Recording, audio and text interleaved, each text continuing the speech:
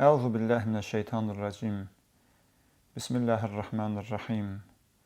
Elhamdülillahi Rabbil alemin.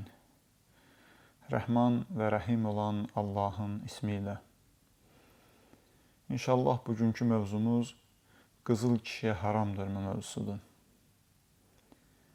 İslamda halal və haramın sərhədləri Allahın vəhiyinə əsaslanır.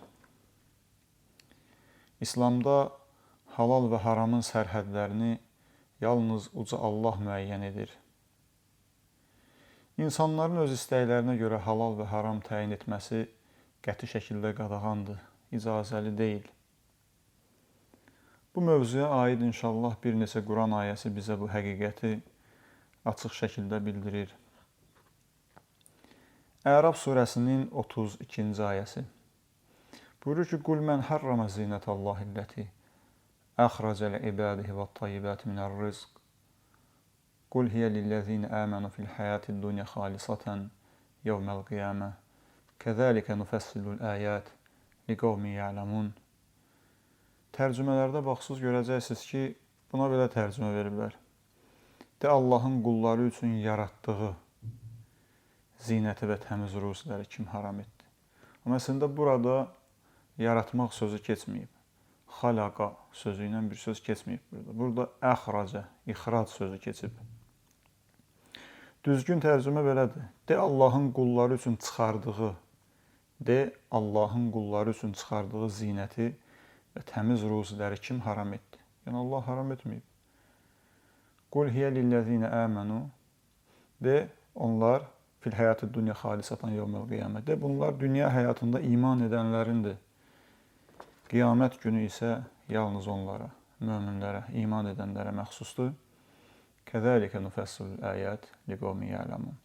Bilən bir qövm üçün ayələri ətraflı olaraq belə açıqlayaraq Rəbbimiz buyurdu. Bu ayə göstərir ki, Allahın zinət olaraq yaratdığı şeylər, o cümlədən qızıl, kişilər üçün haram edilməmişdir.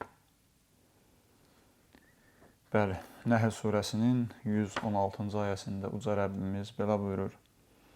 وَلَا تَقُولُوا لِمَا تَصِفُ أَلْسِنَتُكُمُ الْكَذِبَ هَذَا حَلَالٌ وَهَذَا حَرَامٌ. Dillərinizin yalan yerə vəsf etdiyi şeylər üçün bu halaldır, bu haramdır deməyin. لِتَفْتَرُوا عَلَى اللّٰهِ الْكَذِبَ. Yoxsa Allaha iftira atmış olarsınız. إِنَّ الَّذ۪ينَ يَفْتَرُونَ عَلَى اللّٰهِ الْكَذِبَ لَا يُفْلِحُونَ. Şübhəsiz ki, Allaha qarşı yalan iftira atanlar nicat tapmazlar. Hud surəsinin 18-ci ayəsində Rəbbimiz buyurur.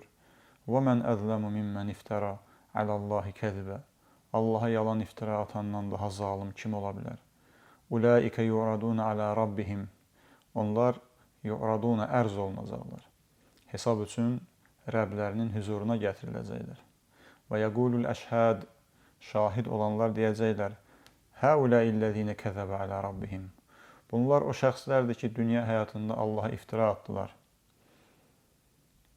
Öz sözlərini Allahın adından insanlara uydurub çatdırdılar. Allahın demədiklərini Allahın adından yalan yerə insanlara dedilər. Və yəqulul əşhəd. Şahid olanlar deyəcəklər. Həuləillezine kəzəbə alə rabbihim. Bunlar dünya həyatında Rəblərinə qarşı yalan söyləyənlərdir, yalan iftira atanlardır. Ələ lə'nətullah aləz-zalimin. Allahın lənəti zalimların üzərinə deyilmi buyurur. Bu ayə Allah adına yalan danışanların, yəni halal olanı haram, haram olanı halal adlandıranların böyük zülm etdiyini bildirir. Və sonda bu cümləni deyim və sözümü yekunlaşdırım inşallah Allahın izni ilə. Diqqət edin. Allahın demədiklərini onun adından, Allahın adından danışmayın.